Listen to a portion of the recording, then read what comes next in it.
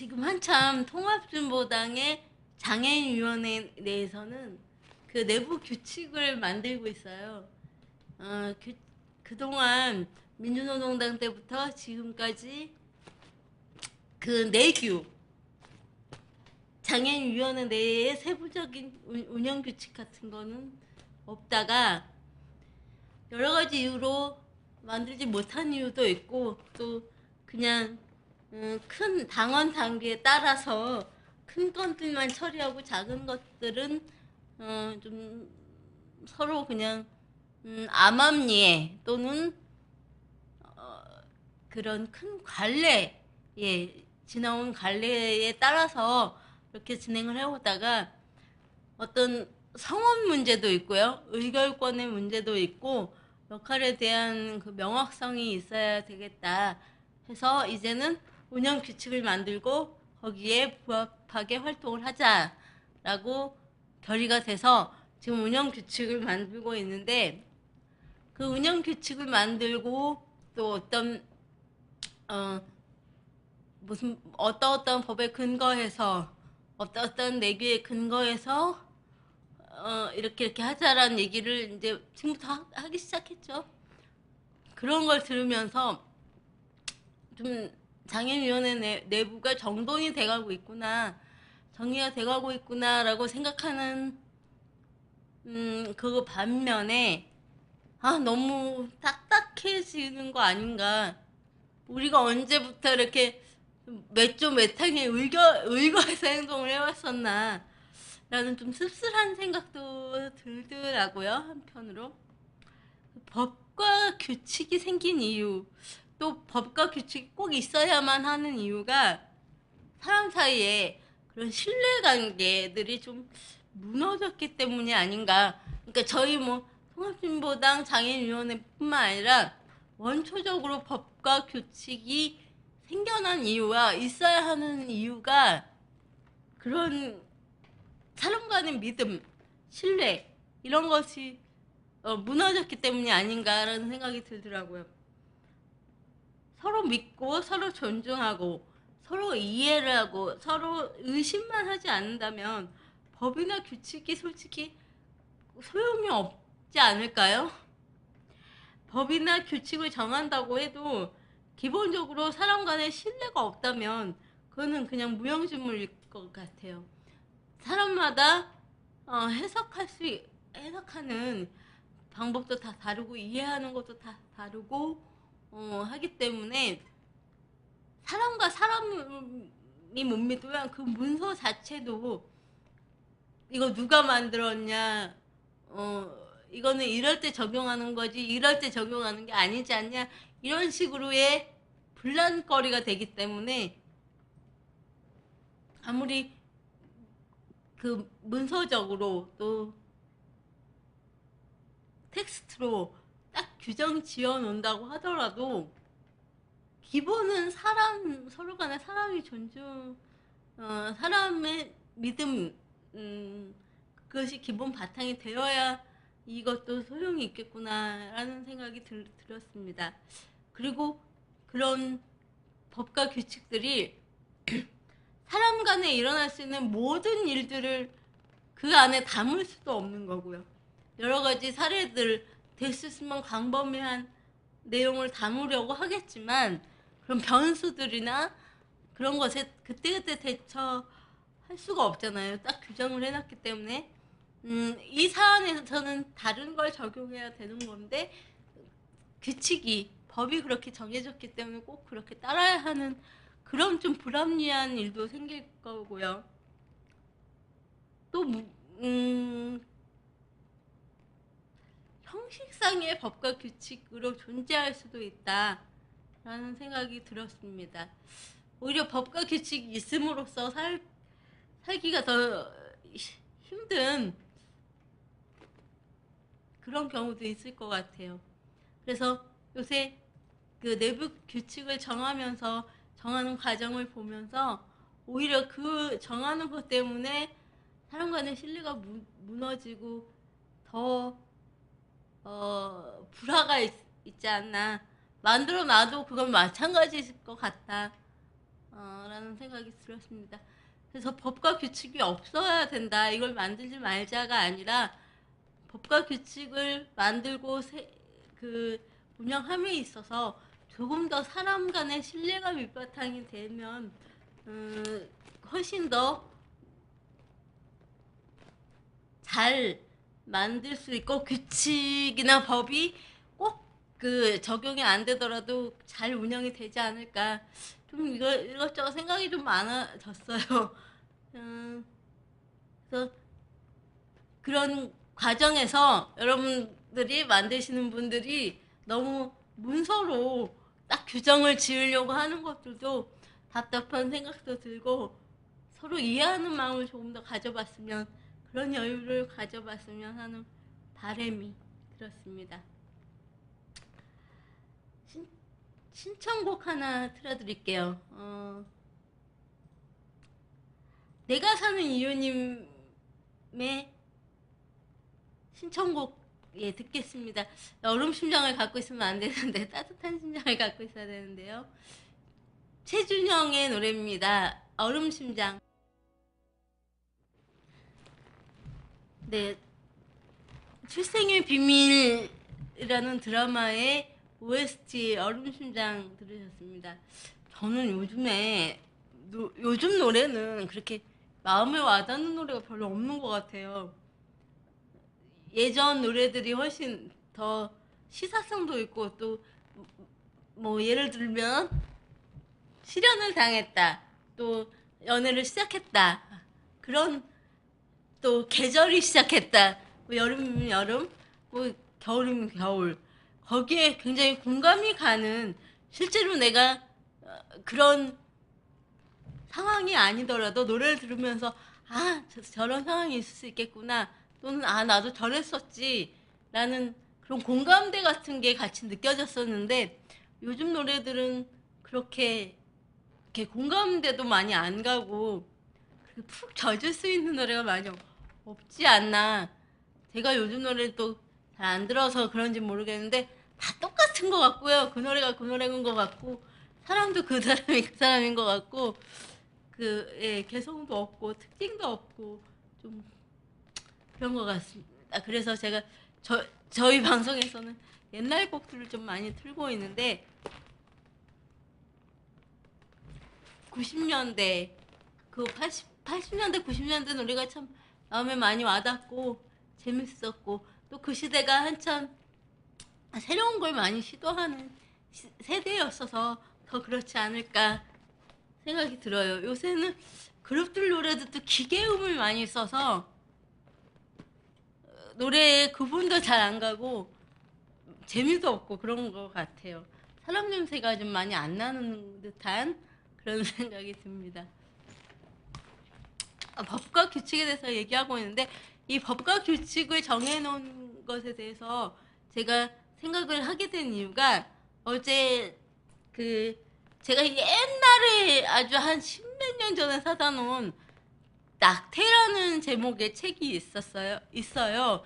그런데 저희 작은 방에 책꽂이에 그냥 계속 꼽혀져 있다가, 어제 대본 준비도 하고 할 겸 또 제목이 낙태 딱 그렇게만 정해져 있어서 좀 새삼 관심이 가서 꺼내서 읽어봤어요. 읽어보면은 그 중에 낙태에 대한 관점이나 그런 성에 대한 의식, 이런 것들이 변해오면서, 또 남녀평등, 뭐 성에 대한 관점, 이런 게 시대적으로 많이 변했잖아요. 한 세기가 변하면서 성에 대한 관점은 굉장히 많이, 다른 거에 비해서 굉장히 많이 바뀌는데, 그런 바뀌면서 법도 시대적인 흐름에 따라 앞서가기도 하고 약간 법이 더 뒤에 처지기도 하고, 이런 걸 보면서 시대에 따라서, 또 그런 문화에 따라서 법도 그런 유행이나 그런 걸 많이 타는구나, 법이나 규칙이 절대적인 게 아니구나, 그런 생각이 많이 들었어요. 그 기준과 관점이 사회가 바뀜에 따라서 바뀌는구나. 저는 법과 규칙은 절대적으로 지켜야 된다. 이것이 꼭 옳구나, 맞구나. 이렇게 좀 답답하게 생각을 했던 면이 있는데, 이 낙태책을 읽으면서 사람이 좀 멀리 본다면 조금만 더 멀리 내다보거나, 또는 아이의 그냥 기초적인 관점, 처음에 가졌던 그런 그 초기의 기초적인 관점, 그것만 변치 않는다면 법이나 규칙이 오히려 더 시대에 따라 바뀌지 않고 기본적인 걸 지킬 수 있을 텐데, 너무 법도 인기에 연연하고 사람을 따라서 그냥 흘러가는 게 아닌가, 그런 생각이 들었습니다. 사람 감정에 따라서 좌지우지 될 수 있고, 또 누가 법을 정하느냐, 어떤 가치관을 가진 사람이 법을 정하느냐에 따라서 바뀔 수 있다는 게, 또 그거에 따라서 꼭 움직여야 된다는 게 아이러니하고 모순이다라는 생각이 들었습니다. 그 시대에 유행하는 것이 무엇인지, 가치관이 무엇인지에 따라서 법과 규칙이 정해지기도 하고 결정되기도 하고, 가장 크게 영향을 미치는 것은 권력의 형태가 어떤지, 그러니까 법을 정하는데 많이 영향력을 미치는 것 같습니다. 누가 정치를 장악했고 어떤 생각을 가진 사람이 권력을 행사할 수 있는지, 이런 요인들이 법과 규칙을 만드는데 결정적인 영향력을 행사합니다. 국회의원들이나 법을 만드는 사람들도 감정적인 영향을 받기 때문에 법과 규칙을 만들면서 오히려 그 법과 규칙이 소외되고 불이익을 받는 사람을 양산해낼 수 있다. 사람인 이상 법과 규칙의 사각지대를 완전하게 해결할 수는 없겠지만, 법과 규칙으로 인해서 오히려 차별을 받게 된 계층이 없는지, 이 법으로 인해서 더 어려워지고 더 힘든 사람은 없는지 꼼꼼하게, 그리고 폭넓게 또 조심스럽게 만들어져야 할 것입니다. 어느 한쪽의 특정 계층이나 특정한 권력을 위해서 법과 규칙이 만들어진다면 차라리 없는 것만 못하지 않을까. 자기 입맛에 맞게 법을 고치고, 대통령이 어떤 성향을 가졌는지에 따라서 법을 만들고, 이러다 보면 계속해서 같은 과정이 반복이 될 것 같아요. 옛날에 흑인은 백인은 그 노예로 삼을 수 있고, 재산처럼 팔 수도 있고, 살 수도 있고, 경우에 따라서 죽일 수도 있다라는 법이 1800년대에 만들어진 것이 미국의 첫 번째 실수라고 하더라고요. 그러니까 그 법이 만들어질 때는, 법이 제정될 때는 얼마나 많은 검토와 얼마나 많은 과학적인 분석이 있었겠느냐, 거기에 따라야 된다라는 생각들을 하고, 또 법을 근거로 해서 사람을 사고 파는 그런 행위들이 당연시 여겨졌었는데, 사람을 사고 파는 행위가 당연하다는 그런 가치관이 법에 의해서 생긴다. 그게 참 아이러니한 것 같아요. 그게 말도 안 되는 가치관이고, 윤리나 도덕과는 굉장히 동떨어진 이야기인데, 윤리나 도덕보다 법이 우선시돼서 사람 색깔에 의해서 사고파는 그런 것이 허용된다는 것이 굉장히 인기에 영합한 그런 법이 아닐까, 그런 생각이 듭니다. 낙태와 관련해서도 어디까지를 생명으로 보느냐, 그런 관점도 다 각 주마다, 각 지역마다 다르기 때문에 사람 생명을 놓고도 전문가의 의견에 따라 사람에 따라 달라진다는 것이 이걸 법으로 정해놔야 하는가에 대한 사람이 참 모순된 동물이고 모순된 생각을 갖고 있구나, 한심스럽기도 하고 나도 거기에 속해 있지 않나 반성도 하게 됐습니다. 노래 한 곡 듣고 하겠습니다. 그 박미경 노래 하나 들을게요. 이게 예, 법을 만드는데 이유 같지 않은 이유라는 생각이 들어서 골라봤습니다. 박미경의 노래입니다. 이유 같지 않은 이유. 네, 오늘 생방송 채팅창에 들어오신 분들이 열이 많이 받으신 것 같아요. 국정원 관련해서 뭐 들으시는 분들뿐만 아니라 저도 마찬가지죠. 어제 그저께 뭐 큰 집회도 했고 우리 대학생들도 나서서 지금 조사해라 라고 요구하고 있는데 듣질 않으니, 뭐 박근혜 정부가 듣질 않으니 오죽 화가 나시고 열이 받으셨겠습니까? 그 민중이 이렇게 나서고 또 학생들이 특히 나서기 시작하면 어느 정권, 막 독재, 히틀러 같은 정권일지라도 국민의 목소리를 듣지 않을 수 없을 것 같아요. 그 과정이 좀 길고 어렵고 힘든 싸움이라서 그렇지 그것이 정당하고 또 옳은 것이고 진실이 있다면 꼭 승리할 거라고 생각이 듭니다. 그래 왔고요, 과정이. 역사적으로 봤을 때도 저희가 꼭 이길 것 같다는 생각이 듭니다.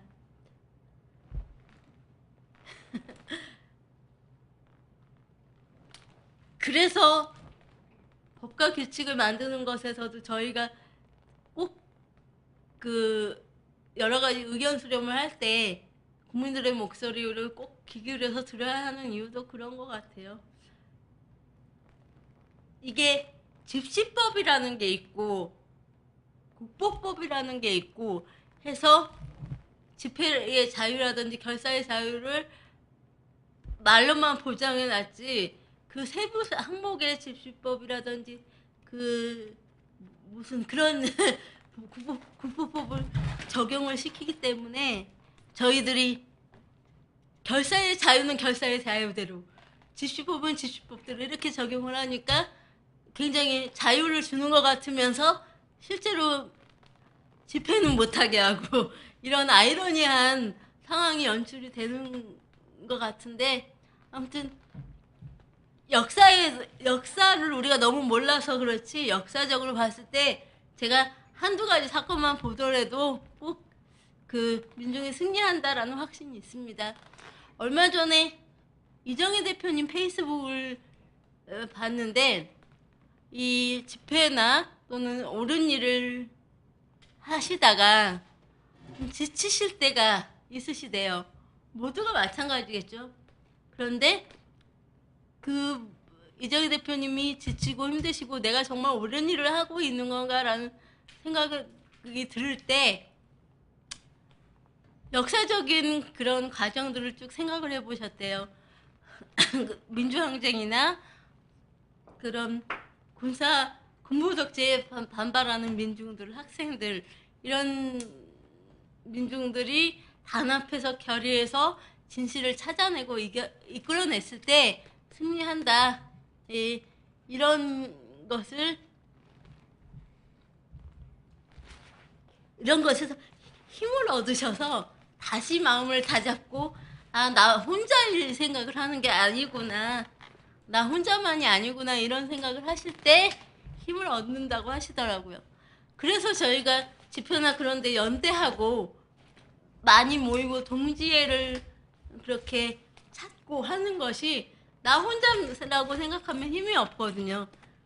지치고 그 싸움을 싸울 때 여럿이 같이 싸워준다 라는, 또 이게 옳다, 이것이 정의다라는 힘을 얻을 때 그때 이길 수 있는 에너지가 생기는 것 같아요. 그래서 이정희 대표님 그 글에도 제가 그런 함께 하고 있다는 그런 글을 올려드렸고, 또 제가 농성을 하거나 그럴 때도 응원하겠습니다, 함께 하겠습니다가 가장 큰 에너지고 힘인 것 같아요. 그래서 그냥 혼자 준비할 때는 오늘도 집회 나가야 되나 그느적그느적 나태해질 때 많은 분들이 오늘 꼭 가자, 안 나오냐, 뭐 이런 분위기 조성 예, 그런 거 해주셨을 때 나가게 되는 것 같아요. 더 힘을 얻고 에너지를 얻는 것 같습니다. 맞아요. 체류탄, 고등학생들한테 체류탄 쐈다는 얘기 들었는데, 체류탄 쏜다고 저희 마음이 흩어질까요? 저 어렸을 때 초등학교를, 연세대학교 부설 초등학교를 다녀서 거기 그때 한참 80년대 집회가 많이 있을 때, 데모가 많이 있을 때 체류탄을 엄청 뿌려서 장애가 있는 학생들이라서 더 막 힘들어했던, 치약 가루가 아니라 치약을 마스크에 묻혀서 마스크도 하고 있고, 또 바로 옆에 세브란스 병원이 있어서 거기서 재채기 하시다가 맹장이 터지셔서 다시 수술하시고 그런 경우도 있었어요. 아무튼 그런 체류탄에 대한 면역성이 있어서 그런지 체류탄을 뿌린다고 마음이 흩어질까? 참 집권을 하게 되면 시야가 더 좁아지는 것 같아요. 아무리 억압하고 탄압하고 막 군합발로 짓밟아도 계속 이어졌던 정의로운 싸움들인데, 그렇게 한다고 해서 옳은 일들을, 정의로운 일들을 하는 사람들을 훑어놓을 수 있다고 생각하는 걸까라는 생각이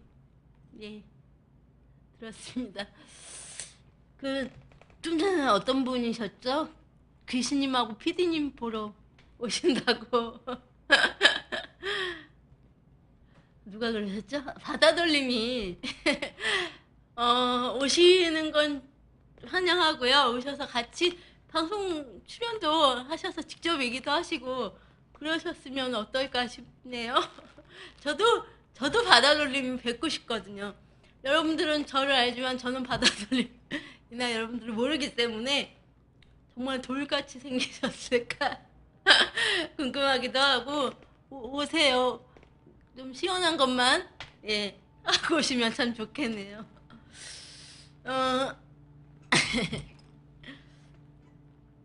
그래서 이런 어떤 집시법이나 그런 법과 규칙을 정하는데 권력 유지나 시대에 따른 가치관에만 얽혀서 사람의 생명이 아무렇지도 않게 다루어지기도 합니다.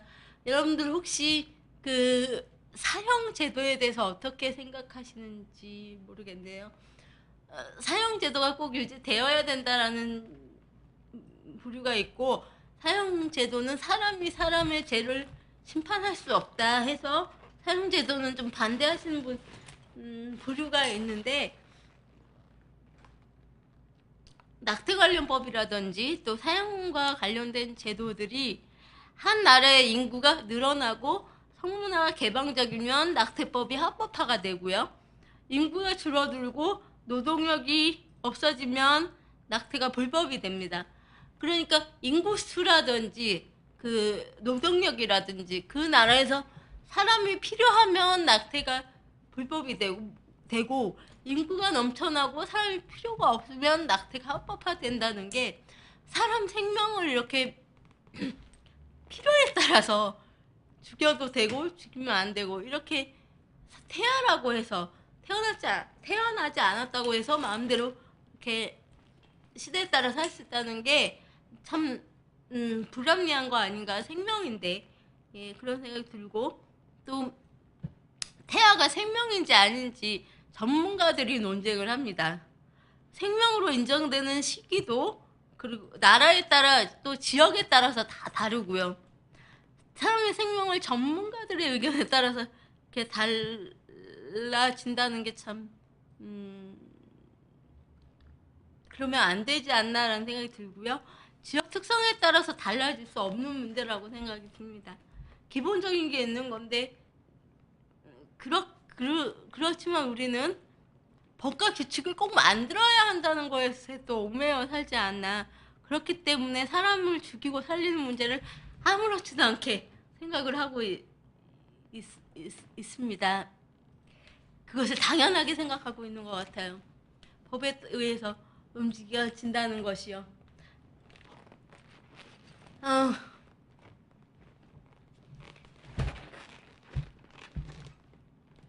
우주 아빠님 어디 일하러 배달 갔다 오신다고 혹시 이쪽으로 오시는 거 아닌가 싶네요. 그